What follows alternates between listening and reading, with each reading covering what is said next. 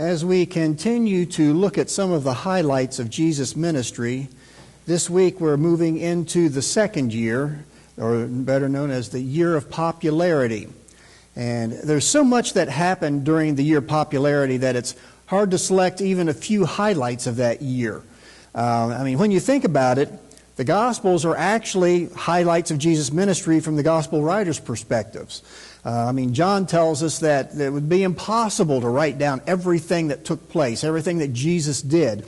And so even as you would read through the Gospels, you're basically getting the highlights from their point of view. And there was so much more that took place that we don't even have a record of. And so we're now in the second year of Jesus' ministry. And he's now becoming well known throughout Judea, Samaria, and Galilee, and even up into Syria. And the size of the crowds that are following him are beginning to be very large. And prior to our opening text this morning, Jesus has just finished giving what is referred to as the Sermon on the Mount to a large crowd, which took place not far from Capernaum. And so we pick up in Luke chapter 7, if you would. Now when he concluded all his sayings in the hearing of the people, he entered Capernaum. And a certain centurion's servant who was dear to him was sick and ready to die. So when he heard about Jesus, he sent elders of the Jews to him, pleading with him to come and heal his servant. And when they came to Jesus, they begged him earnestly, saying that the one for whom he should do this was deserving, for he loves our nation and has built us a synagogue. Then Jesus went with them. And when he was already not far from the house, the centurion sent friends to him, saying to him, Lord, do not trouble yourself, for I am not worthy that you should enter under my roof. Therefore I did not even think myself worthy to come to you. But say the word, and my servant will be healed. For I am also a man placed under authority, having soldiers under me. And I say to one, go, and he goes. And to another, come, and he comes. And to my servant, do this, and he does it. When Jesus heard these things, he marveled at him and turned around and said to the crowd that followed him, I say to you, I have not found such great faith, not even in Israel. And those who were sent, returning to the house, found the servant well, who had been sick. This event is also found in Matthew, who gives us other details that are not included here. And Luke gives us details that Matthew didn't record. Okay? But what happened here that would make this event one of the highlights of Jesus' ministry, what would it be in the eyes of the gospel writers? Well, you see, there is a great contrast that took place here. And if we were to only look at Matthew's account, we would miss it. See, Matthew says the centurion came to him, and Luke says the elders of the Jews came to him. Now, this is not a contradiction, okay? There are some out there that will go to that and say, well, this is a contradiction. One says the elders came, and this one says the guy came himself. But this is not a contradiction, but rather it is a matter of perspective. Because you see, when someone is to speak on our behalf, it is the same as us speaking if we had sent them to speak for us. For instance, when an ambassador of the United States speaks to leaders of another nation, it is considered the same as the President of the United States speaking to them. And so this is the same thing that's taking place here. That for the one account is looking at it from the perspective that they are representing him, and so he is the one who is making the request. Then the other one is pointing out that he requested that the elders of the Jews go and speak to Jesus for him. And so, from Matthew's perspective, the elders of the Jews representing or speaking on behalf of the centurion is the same as the centurion himself pleading with Jesus. But that's not the contrast.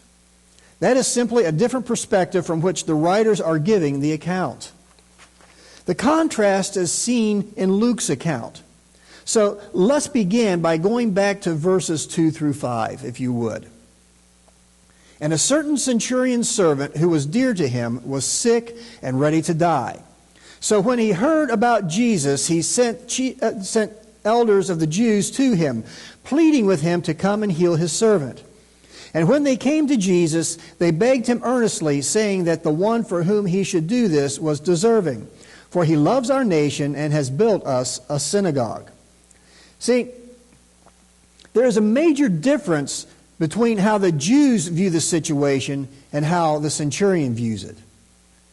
The centurion asked the Jews to speak to Jesus on his behalf, probably for at least one obvious reason, and that is Jesus is seen as a Jewish rabbi and is believed to be a Jewish prophet by most of the people. And also, he probably understands that most Jewish rabbis would avoid talking to him because he's a Gentile. And so, for that reason, ask the Jewish elders to go speak on your behalf, because from your perspective, this Jewish rabbi is not going to talk to you. He's not going to have anything to do with you because you are a Gentile. Not only are you a Gentile, you're one of the occupying Gentiles. So Jesus has entered Capernaum.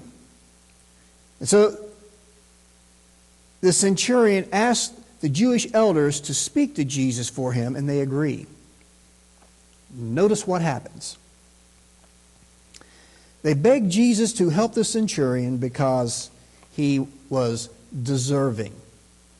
You see, the centurion had earned what he was asking for because he loved the Jewish nation and had built a synagogue for them, at least from their perspective. From their perspective, he deserves this. He's earned this because he loves us, he takes care of us, he's built us a synagogue, he's done all these wonderful things for us. He's earned what he's asking for. So, in other words, he has earned God's favor because of all the good things he has done for the Jews.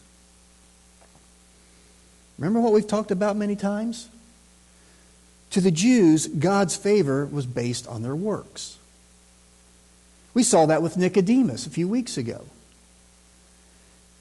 That as long as they go to all the festivals, as long as they bring all the proper sacrifices and offerings, as long as they obey the letter of the law, it doesn't really matter how they live.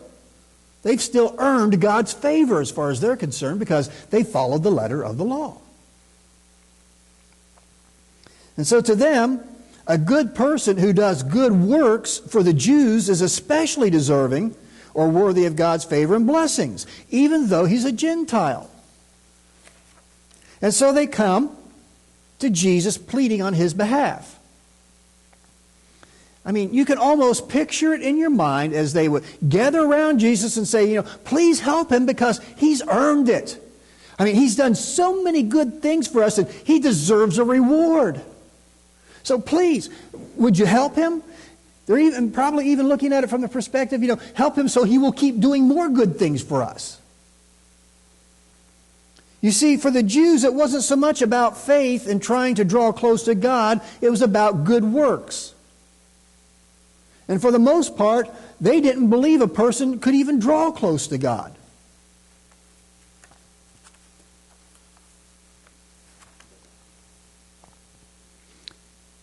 I mean, if you were to look through the Old Testament, you would begin to get a picture of how they viewed God, because, you see, they saw him as this ominous, all-powerful being that a mere mortal could not get close to, even though all they had to do is look at King David and how he sought to draw near to God, in spite of the many times he failed God and aroused God's anger. But yet they were, the only aspect of God they saw was this idea that he is a God to be feared. And yet he is a God to be feared. I mean, we're told that fear of the Lord is the beginning of wisdom.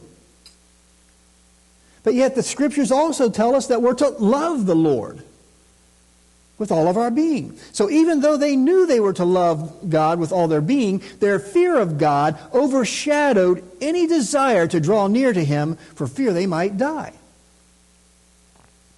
I mean, think about it. How many times we can go into the Old Testament? For instance, Isaiah. Remember Isaiah? He's got the vision in the temple, and the angel is there and touches his lips and everything. And what was Isaiah's response? Woe is me! In other words, I'm about to die. God's come near, and I'm about to die because God's here.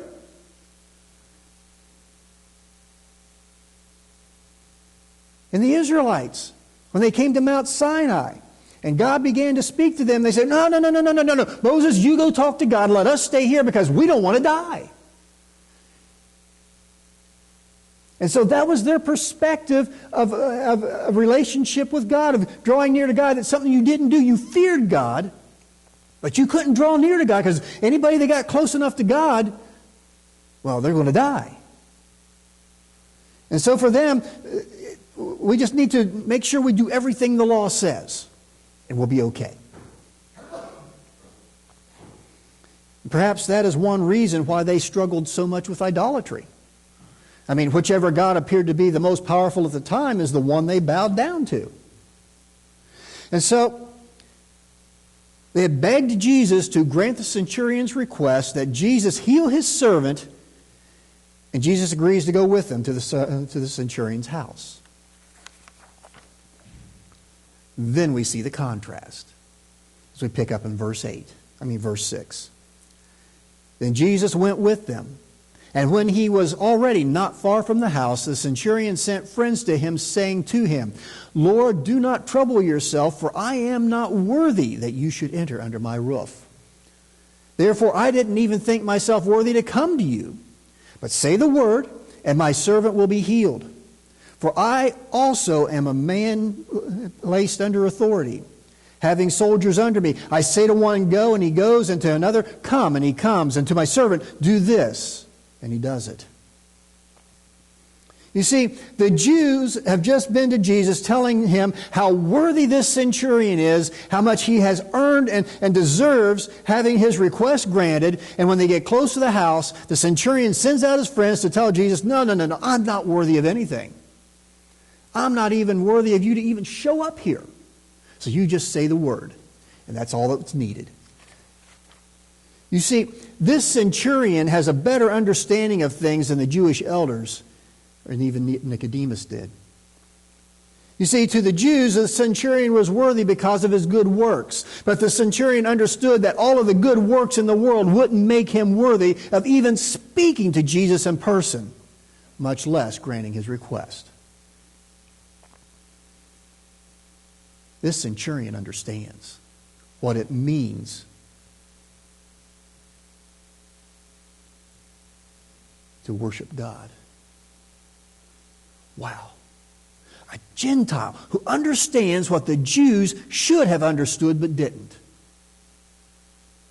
See, the Jews said, he loves their nation. I wonder if maybe this centurion has been reading the Old Testament, or at least what parts of it he can get copies of. Because he seems to understand that no one is good enough or worthy enough to be able to say they deserve God's blessings or demand anything from God. I mean, when you think about the perspective of the Jews, they believed that they deserved God's blessing because they were His chosen people. And so we deserve it. We are chosen by God. We deserve it. Even though God told them over and over again that His blessings for them was going to be conditional. If you remain faithful. If you don't bow down to other gods. And what did they do? They bowed down to other gods. Over and over again until it finally reached the point and says, okay, I've had enough. You're going into exile. I'm going to deal with it. You know, I'm convinced there are a lot of Christians today who need to take a lesson from the centurion. For instance, have you heard Christians say they claim this blessing or that blessing? Or heard televangelists encourage their followers to claim blessings? Have you heard that? Claim the blessing. Claim it. Think carefully about what they're actually saying. They're saying they have earned and deserve that blessing or those blessings and are demanding they receive them. Claim it. Demand it. That's mine. They're not asking for them humbly. They are boldly claiming or demanding God give them those blessings. That's really what they're doing. And they say we have that right because we are children of God. But this centurion understands that we don't have the right to claim or demand anything from God. No one is good enough ever to demand anything from God. Yes, we are children of God, but that doesn't give us the right to demand anything from Him. It is because we are children of God we can go boldly into His presence and ask, but not demand. Matter of fact, James even tells us that most of the time when we don't get what we ask for, it's because we don't ask according to His will. Takes it a step farther. Not only are we expected to ask, not demand, our asking needs to be in accordance with His will. In other words, we need to be asking for the right things.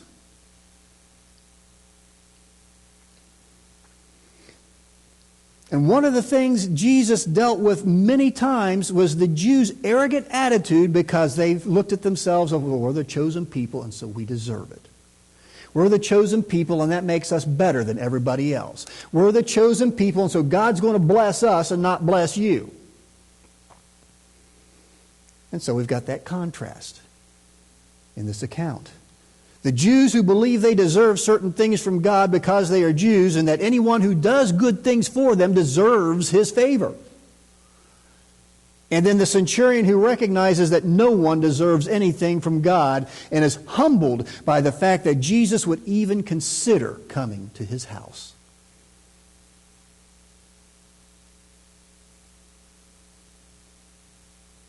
When the disciples were arguing over who would be the greatest in the kingdom, what did Jesus tell them? Unless you humble yourself and become like a little child, you're not even going to see the kingdom. It won't matter who's going to be greatest. You're not even going to be there.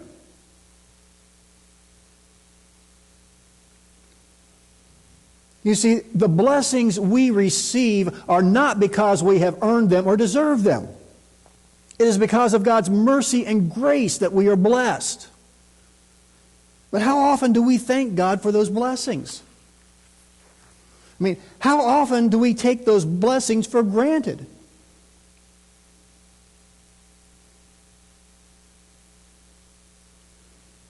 I mean, think about this for a moment. If you were to wake up tomorrow with everything that you thanked God for today, what would you have?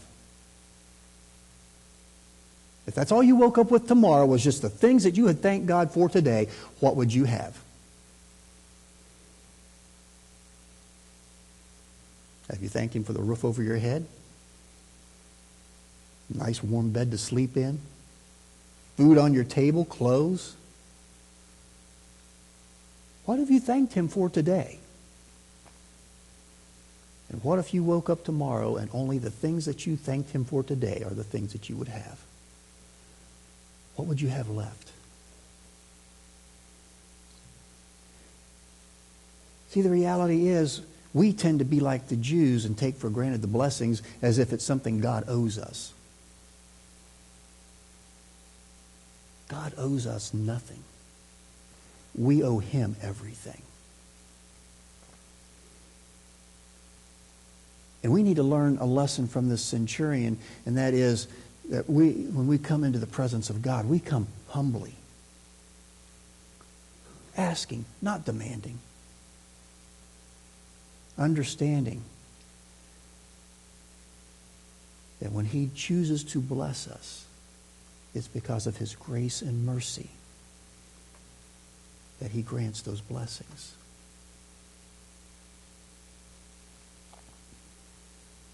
And Jesus points out the contrast in Matthew's account of His response to the centurion. So let's read Matthew's account of what Jesus had to say, if you would. When Jesus heard it, He marveled and said to those who followed, "Assuredly, I say to you, I have not found such great faith, not even in Israel. And I say to you that many will come from east and west and sit down with Abraham, Isaac, and Jacob in the kingdom of heaven. But the sons of the kingdom will be cast out into outer darkness. There will be weeping and gnashing of teeth." Jesus just elaborated on the contrast. He just got finished telling the Jews, there's going to be Gentiles coming. There's going to be people who are not the chosen people from your perspective. And they are going to be at the feast, and you're not. Because they are coming humbly, and you are coming demanding and expecting. You think you're good enough.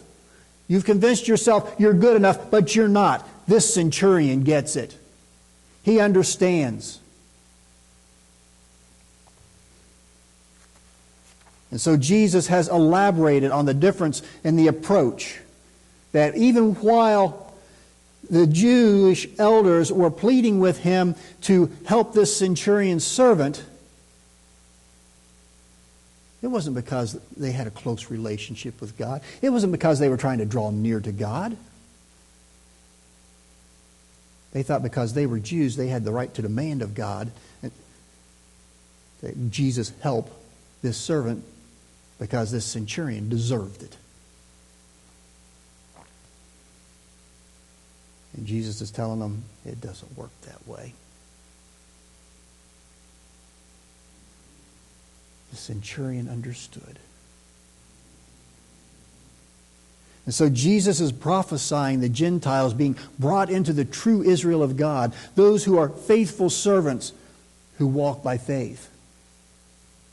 And the fact that he healed the servant of this Gentile also attests to the Gentiles being welcome in the kingdom, which went against everything the Jews believed.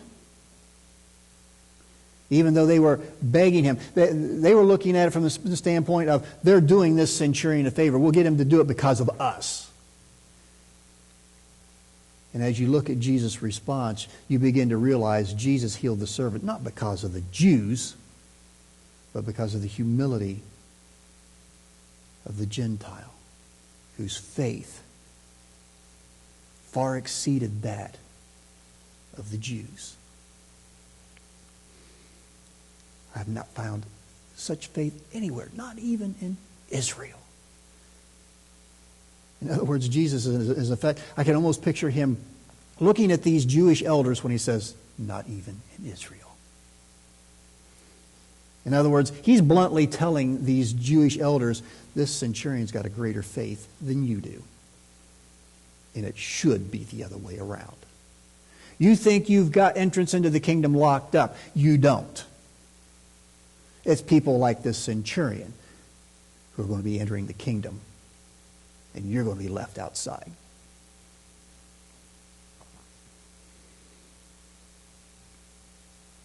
And remember, from the Jewish perspectives, they weren't even allowed to go into the house of a Gentile, but that is exactly what Jesus had appeared to be intending to do.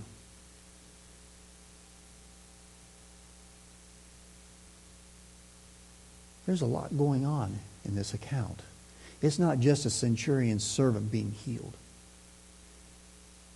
The gospel writers are showing us the contrast between true faithful believers and those who think they're good enough because, they've done all the right things according to the law.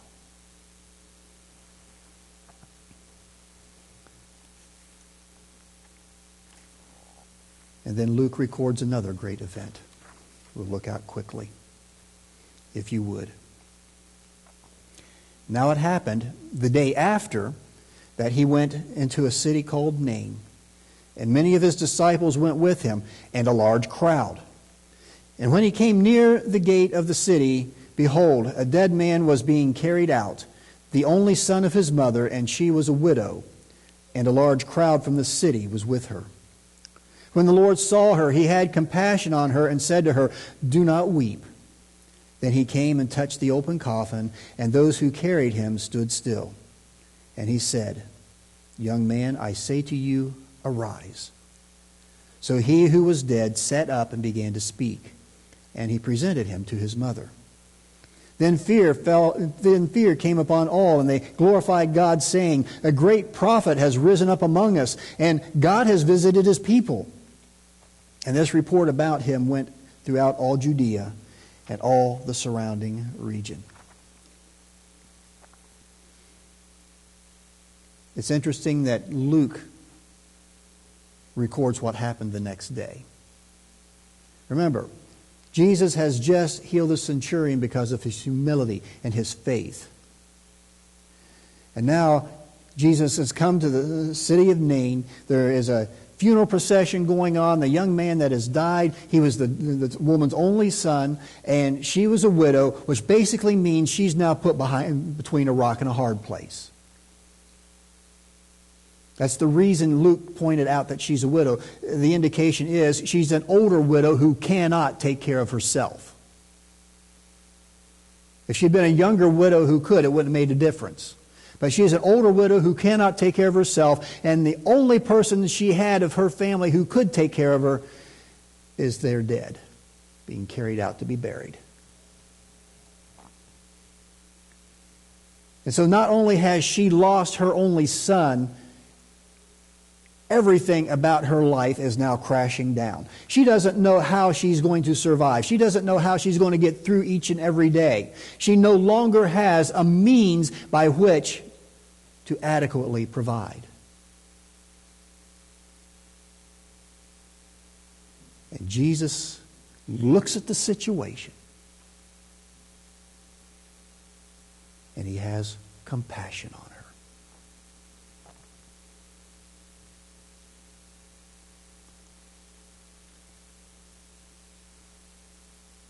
There's a lot of implication there for us today. I mean, most of us, if we're honest with ourselves, we find situations that come up in our lives, and we begin, and let's face it, there are times we wonder if God's paying attention. I mean, we've talked about that before. We ask, where's God? Why did this happen? Wasn't God watching? Wasn't He paying attention to what's going on in my life? And there are times that we feel like God has abandoned us, has left us alone. Oh, He's taking care of them, but He's not taking care of me. Maybe I've done something. He's mad at me. He's turned His back on me. And we're struggling.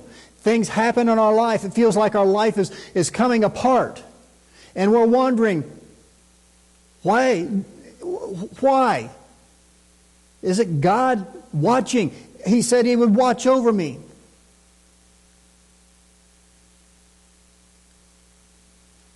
And as we look at this situation, we begin to understand that God is interested in the daily of our lives. He knows what goes on in each of our lives every moment. He knows what's going to happen. He knows what has happened. He knows what we're thinking. He knows what we're going through. I mean, think about it. We're told that He even knows how many hairs you got on the top of your head. Some of you got more than I do. Some of you got less. He's got them all numbered. That's how much He is actively involved in the daily of your life. And I'm pretty sure you could take that to the next step, and He probably knows exactly how many cells are in your body. He's probably got those all numbered too. And what we see taking place here is that Jesus is concerned about the daily of people's lives, even if it may not seem like it. I'm sure up until that point, and when Jesus stepped into the situation, that woman is probably following that funeral procession, thinking to herself, what am I going to do now? Her heart's not just breaking because she's lost her son. Her heart is also aching because she doesn't know what she's going to do. She's alone.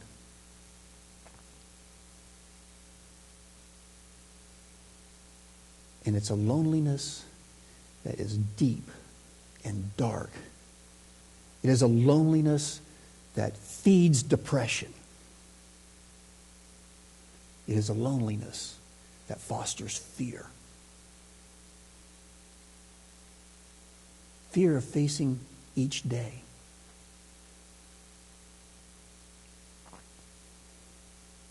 And Luke says Jesus had compassion on her.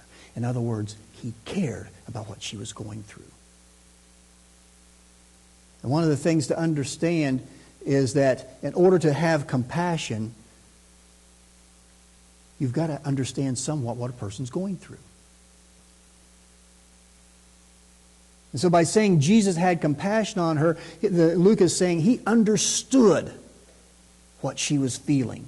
Wow. Think about that. Jesus understands what you go through. He understands what you feel. He understands your fears. He understands when you feel alone. He understands everything that you experience. And the Scripture says He doesn't abandon us. In other words, He doesn't run away when things get tough. Oh, He may not step in right away. But God's timing is perfect. And in this situation, the perfect timing was that He raised the son from the dead because she had no one else. And He understood the desperation of her situation.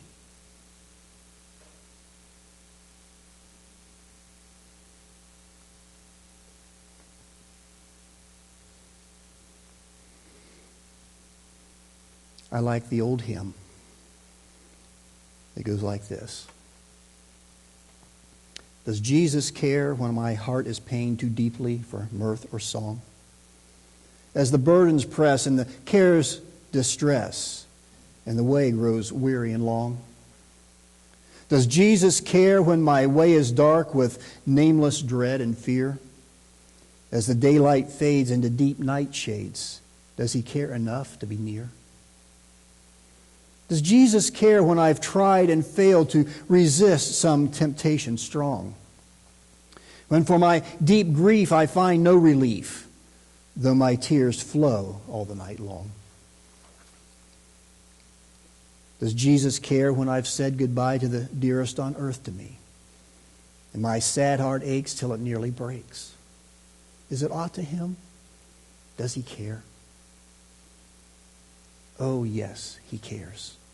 I know He cares. His heart is touched by my grief. When the days are weary and the long nights dreary, I know my Savior cares.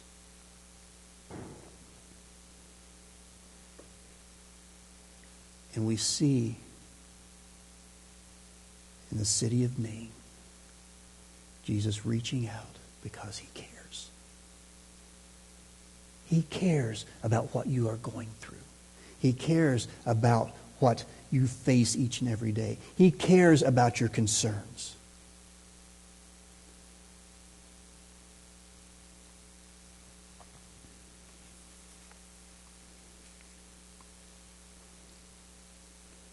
In Ephesians 2, beginning with verse 7, we read, verse 1. And you He made alive, who were dead in trespasses and sins, in which you once walked according to the course of this world, according to the prince of the power of the air, the spirit who now works in the sons of disobedience, among whom also we all once conducted ourselves in the lusts of our flesh, fulfilling the desires of the flesh and of the mind, and were by nature children of wrath, just as the others. But God, who is rich in mercy, because of His great love with which He loved us, even when we were dead in trespasses, made us alive together with Christ. By grace you've been saved, and raised us up together, and made us sit together in the heavenly places in Christ Jesus, that in the ages to come He might show the exceeding riches of His grace and His kindness toward us in Christ Jesus. See, we were all dead at one point.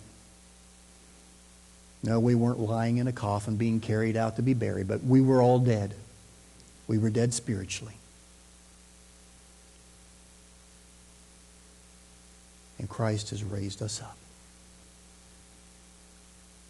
When we came to Him, when we obeyed the gospel message, in a sense, Jesus reached out to us in the same way He did to that young man and said, "Arise. Come back from the dead," and gave us a new life. He cares so much that He gave His life for you and for me. He cares so much that He took our place and paid the penalty that we could not pay. Yes, we too were once dead, but we have been raised to new life.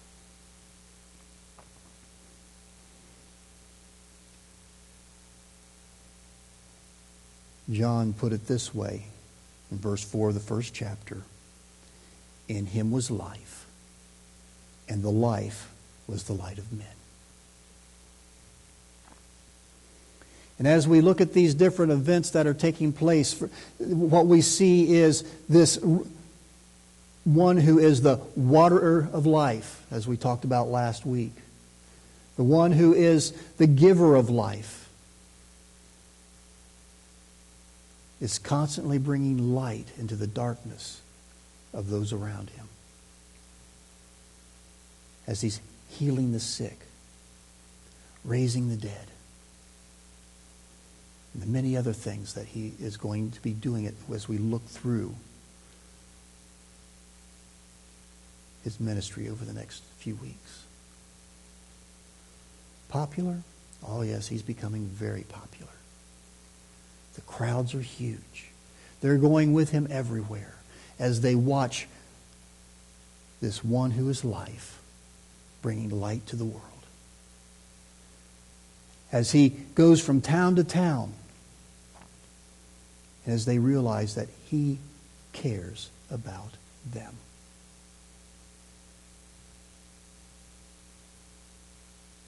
He cares about you today.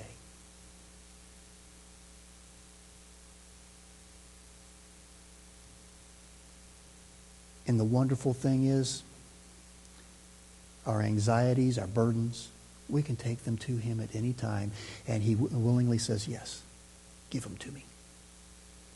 Hand them over. Let me take care of it. Let me carry it for you.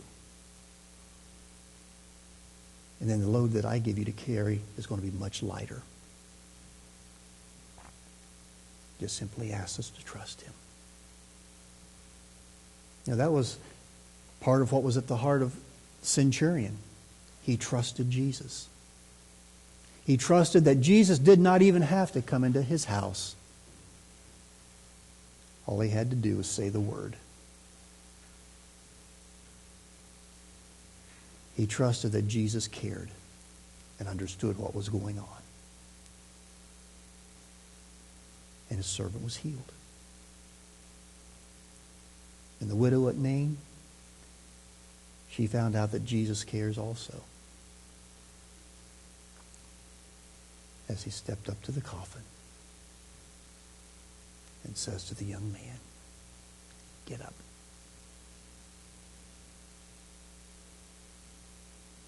What's going on in your life that you need to trust him with? What are you struggling with?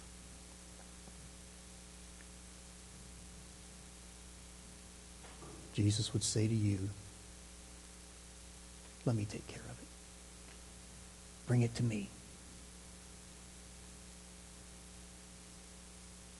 All you who are weary, heavy laden, and I will give you rest. What do you need to trust him with today?